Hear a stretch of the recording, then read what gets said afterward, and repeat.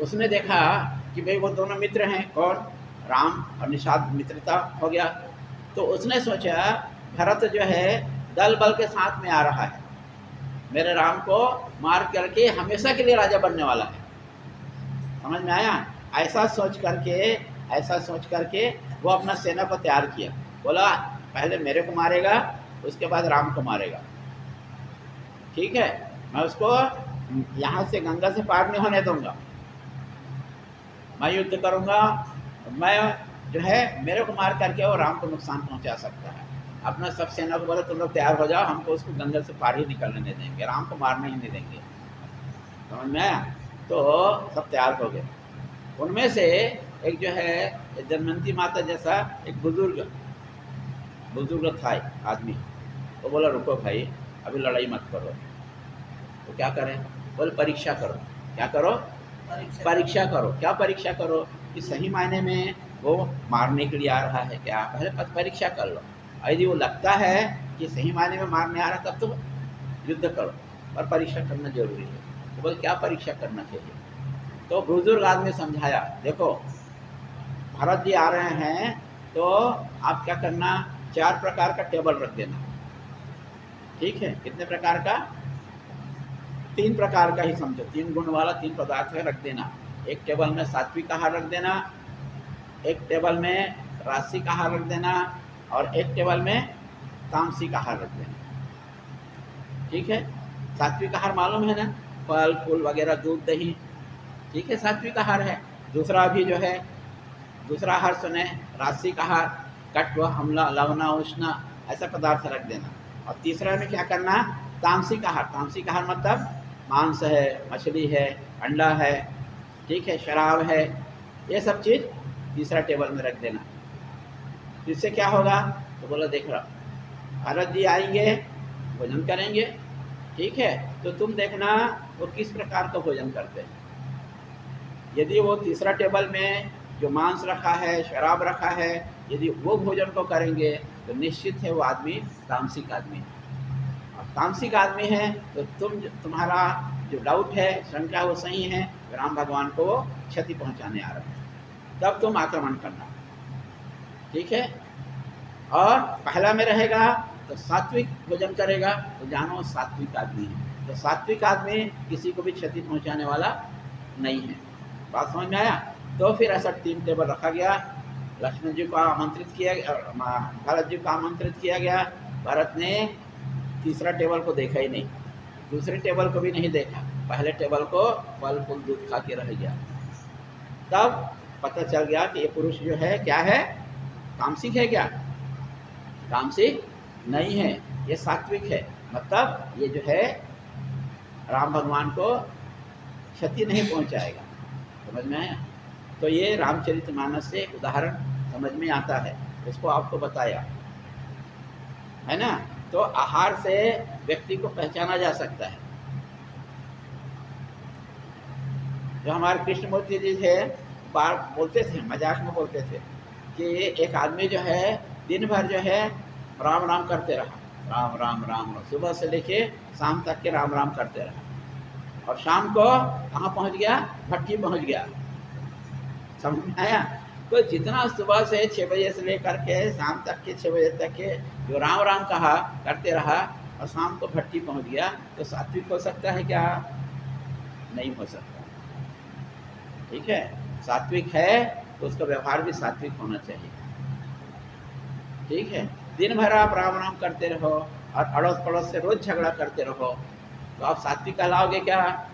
नहीं कहलाओगे। आपका व्यवहार में दिखना चाहिए, हो आपके सोचने से कुछ नहीं होता कि मैं सात्विक हूँ, आपके व्यवहार में दिखना चाहिए कि आप सात्विक हैं। ठीक है, तो बात यह है कि हमको क्या बनना है। यदि हम आज तामसिक आहार ले रहे हैं तो हमको क्या करना है? सात्विक आहार लेना, ये हमारा टारगेट है, ये हमारा लक्ष्य है। जब सात्विक आहार लेंगे, ठीक है, तो आपका सत्व गुण आपका बढ़ेगा। ठीक है, पवित्राणाम पवित्रम यो मंगलानाम च मंगलम।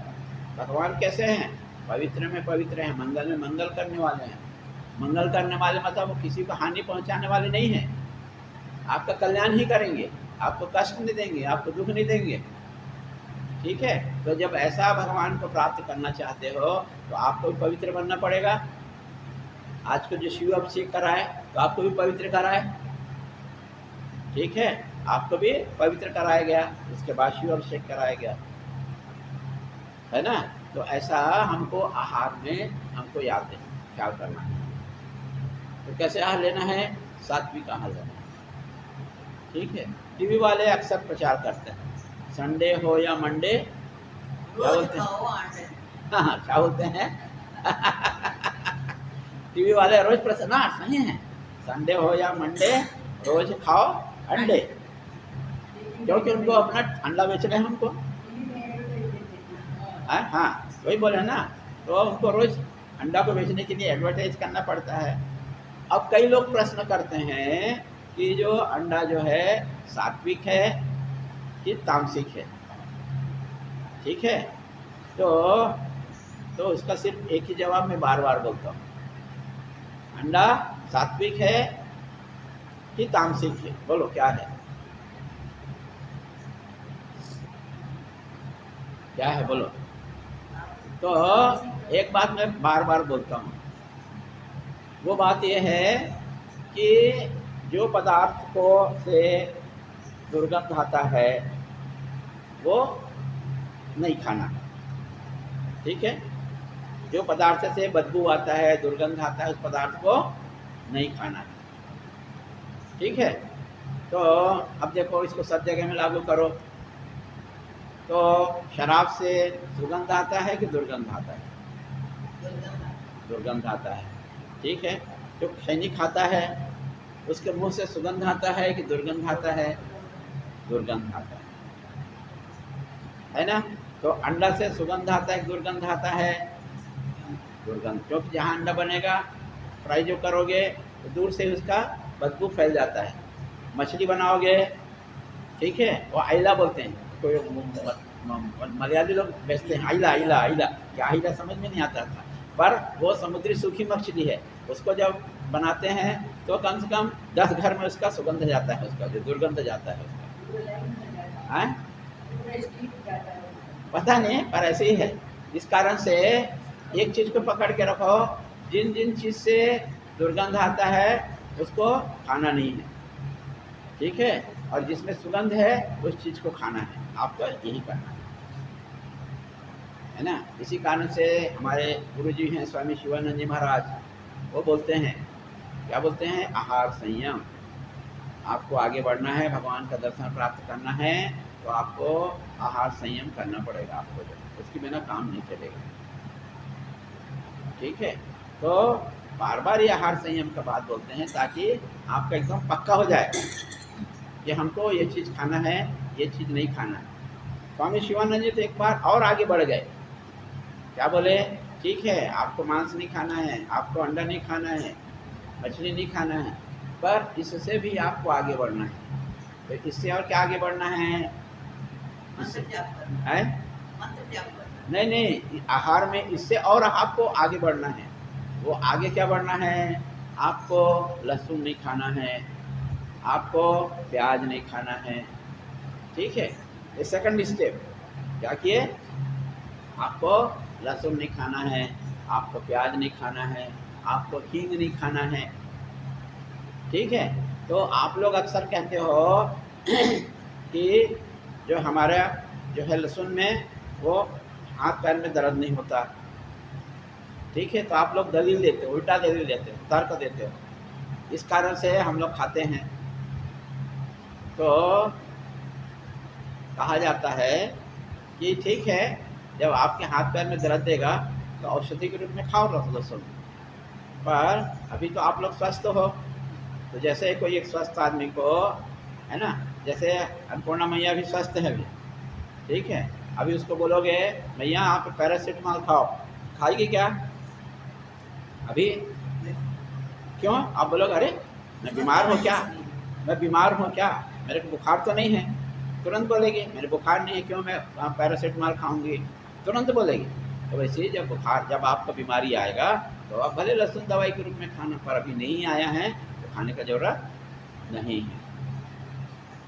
है कि नहीं? तो ऐसा।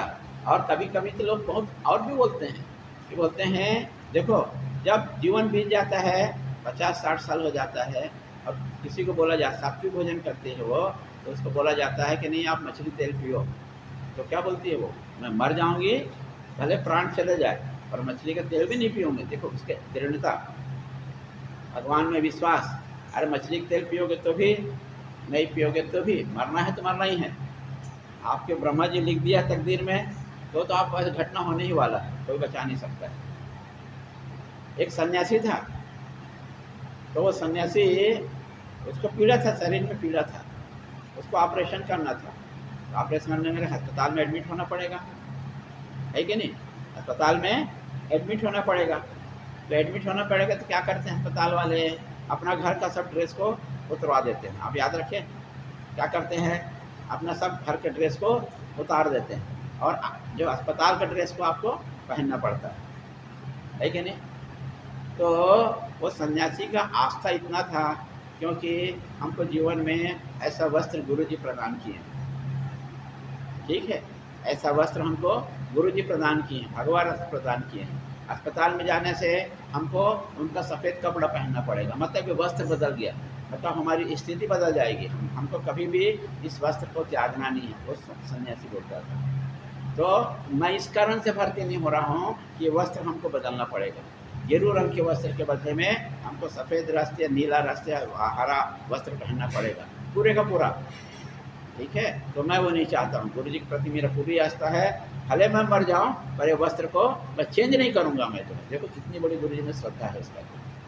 बहुत कष्ट है, अति कष्ट है, फिर भी जो मुझको गुरु जी ने भगवान दिया है, गुरु भगवान ने दिया है, उसको मैं बदलूँगा नहीं मैं। ये कितनी बड़ी आस्था है, ठीक है ना? तो ऐसी ही हमको आस्था बना के रखना है हमारा, जो है कि जो भी हो जाए हमको अपनी स्थिति से नीचे नहीं आना है कि नहीं? तो ऐसा हमें क्या करना है, आज हम लोग ने आहार संयम के बारे में, जो गुरु जी महाराज ने 20 आध्यात्मिक नियम में एक नियम बताए हैं, ठीक है, तो उसका हमको पालन करना चाहिए, ठीक है? तो समय हो रहा है, आज बस हम इतने बोलेंगे।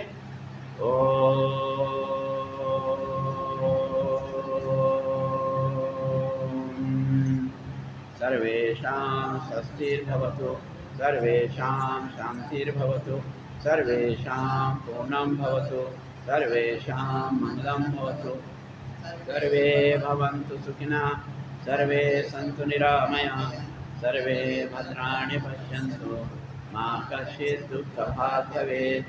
असतो मा सद्गमय, तमसो मा ज्योतिर्गमय, मृत्युर्मामृतं गमय।